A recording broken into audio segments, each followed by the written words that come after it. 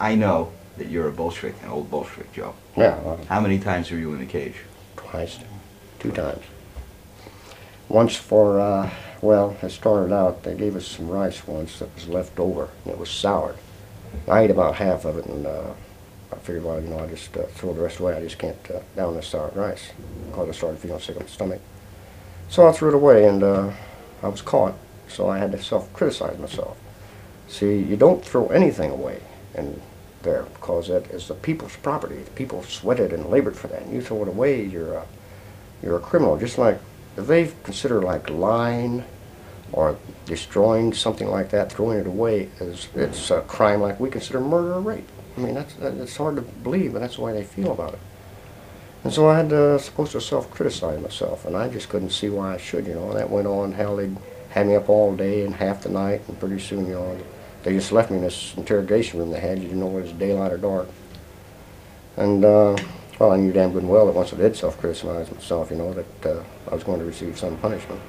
So I said, well, what the hell, I won't get it over with. And I did. I got 3 weeks in the cage. And the second time I got the cage is when we escaped. They called us, brought us back.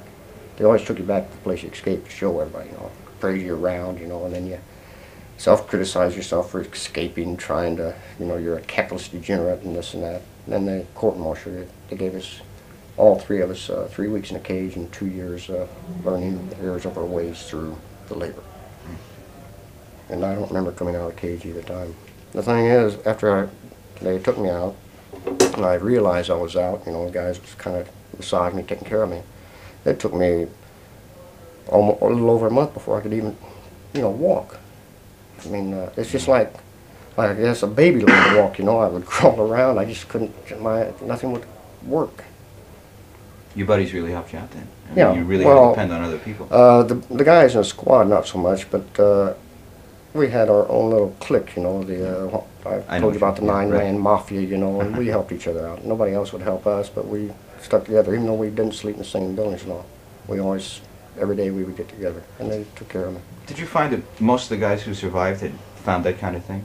I mean, you really have to, there are points when you just have to rely on other people. Oh yeah, it's you know, it's the will to live. I mean, I guess there is something to it. You give up. I've seen guys that would get sick with dysentery and just never get well. But yet, everybody had dysentery, but everybody didn't die.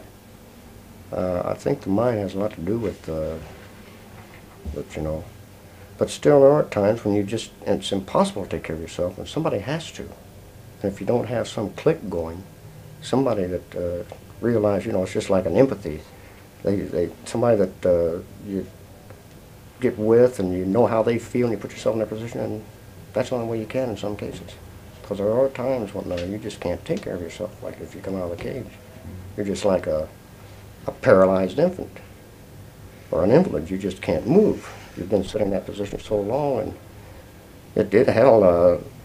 Well, I can't mention names anyway. Anyway, he told me it took him a week before they could get me where I could actually straighten out full length. I was always, what do they call it, a fetal position? Fetal position. Fetal position. Did they ever try any other physical things on you, aside from the cage? Well, in these type of camps, the only physical things other than that would be, well, especially in the winter, they stand you outside in the cold for maybe 2 or 3 hours. A lot of people would get frostbite hands, feet. A lot of guys lost fingers, toes like that. But the only place they really went in for the hard torture, I guess you would call it, was the place I told you about first, you know, Pox Palace. That's where they sent people, G2 types that they thought had special information, or the pilots that they captured that they made confess to germ warfare. But it was run by Koreans, some officer named Pak, I think it was a major at the time. But they had quite some deals. We've seen some of the guys that come out of there eventually. And one of the favorite tricks that they had would tie a man's hands behind his back at the wrist, tie a rope from his wrist and put it over a beam or something. Stand him on a chair just like it was going to hang him, except the rope wasn't around his neck, it was around his wrist. Kick the chair out, and you can imagine what would happen when his arms are pulled back, his shoulders go out of joint, and what have you.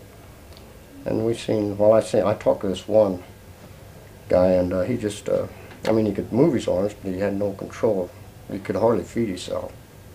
He would get a bowl, you know, like between his hands, not actually gripping it with his finger, but just pressure, and he'd just tip it up and run down the side of your face. not having just no control anymore. That was one of the great things they had, crippling a guy for life. I never heard of any of them with bamboo shoots on their fingernails and all, but I don't know, that's just as good, I guess. Cripple a man other ways. But everyone that went there, especially the pilots, they all confessed to germ warfare. So they must have something pretty good going for them. Hawk was a little crazy though, anyway. It must have been. What about escape attempts that you made, Marty? You want that in? No, because they never succeeded. So the Army's not going to want that. Yeah, but, well, You pretty much couldn't escape, right? Well, we could get out of the camps. A lot of men escaped. The thing is, nobody ever made it back to the lines. Everybody was caught anywhere from 3 days to a month later. But when Big Mike and old Hopalong Smitty, we tried it. We got out of the camp all right. Well, we had to hit a guard. I guess we were lucky if we'd have killed him or something. They wouldn't be here today. But they caught us 3 days later. Well, you can't pass off as a civilian for one thing over there. And there's no underground like they had in Europe during the Second World War. I mean, you're strictly on your own. You couldn't live off the land. All right, what are you going to live off? In the wintertime, it's, 30, 40 degrees below zero. You can't trust a civilian. Everyone that did was turned in. In the summertime, in the spring, there's nothing, no gardens growing or anything. There's not that much game to catch. And if you live off the land, the farmer's gardens, you have to go in the fall when it's ready for harvest. And you don't have it a couple of weeks there before it starts turning cold. And that's, I don't know, in Vietnam, I don't know, I guess everything grows pretty well wild there. You can live off of fruits and what have you. But in Korea, it's not like that. But just like in the Second World War, read up on it, how many men escaped from Japanese prison camps. I went to the library and checked on it one day, and there was only one successful escape from any Japanese permanent camp. I'm talking about permanent camps. And it was by a British sergeant, not by an American. Regardless of what the movie says. Now, this is supposed to be a historical fact that I dug out in the library. Yeah. Any place in the Orient is a lot different from European places. Hey, Joe, you talk about the British sergeant escaping from the Japanese camp. Did you have any foreign UN troops in camp with you? They were in the same camp, but different compounds. We had a British outfit there. For a while, they had a place for the South Koreans, but they were all released. I think they all joined the North Korean Army. That's the reason they were released. They had one small, I don't know, I guess couldn't even call it a company. There weren't that many of them, of Turks. But they finally moved the Turks, put them all in one place. But they couldn't handle the Turks. I guess one thing, they didn't have anyone that could actually speak Turkish, and the Turks just wouldn't accept anything from them anyway. In fact, the Chinese were afraid to go in their compound. I mean, they were rough. So then it's not like you saw in a movie, Stalag 17, where they had the British, Americans, and French all in the same camp. Oh, no. They had them separated. Everybody was separated by compound, and you couldn't go from one compound to another. What other kind of pressure were you under? There was a lot of propaganda, right? There was always propaganda. Oh yeah, there's always propaganda. There's always coming around wanting you to sign a peace petition, sign this, sign that. There's always, well, they'd get up a committee. They'd say, you must have a committee for your health and your welfare. You have to have a committee for your education. Said, you are free to elect who you want to. We do not force you to do this, but you must have it. And now you may have free elections. This is the democratic way.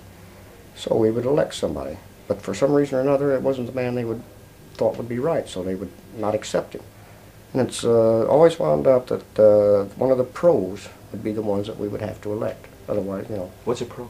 The pros are the ones that would go along with them, that would, in fact, they would even take charge of the study sometimes. They actually believed it. Why'd you call them pros? Well, progressives. Oh, progressives. I thought it was for prostitutes. No. Then we had pros, and then we had the rats. The rats are the ones that nobody really liked. The pros, we could put up with them. They believed it. I mean, they actually believed it. You can't blame a man for what he believes. And they didn't actually hurt anybody, cause their mistreating or anything. But the rats are the ones that caused a lot of deaths in one way or another, caused a lot of hardships. Not the pros. I mean, if a man really believes something, you can't blame him for it. And the pros would not go to the extent the Chinese would. I guess maybe, you know, we don't think like they do, and it's impossible to go their way. Talking about believing, did you believe in anything? I mean, after you've been there for a while and kind of, you know, gotten used to living there, did you believe in anything aside from just the fact that you were alive and that people, your little mafia group?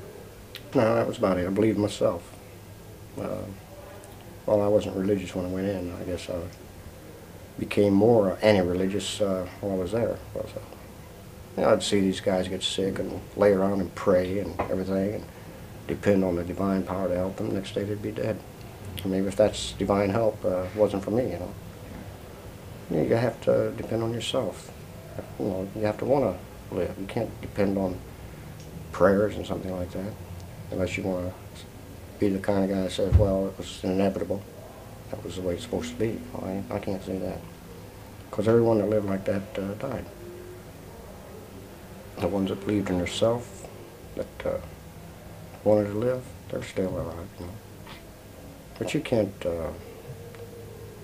lay down and say, oh, God, help me, you know, and expect something like that. It just doesn't happen. Or it didn't happen then.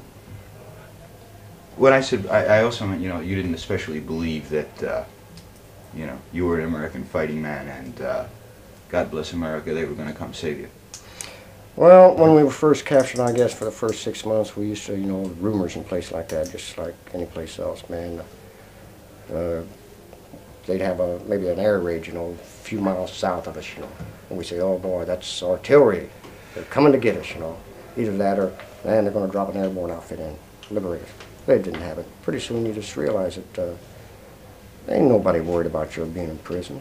I mean, you're there. They're not going to drop in airdrops to liberate you and sacrifice a couple of battalions to try to get a few thousand, or not a few thousand, but a few hundred scroungy men out of a camp.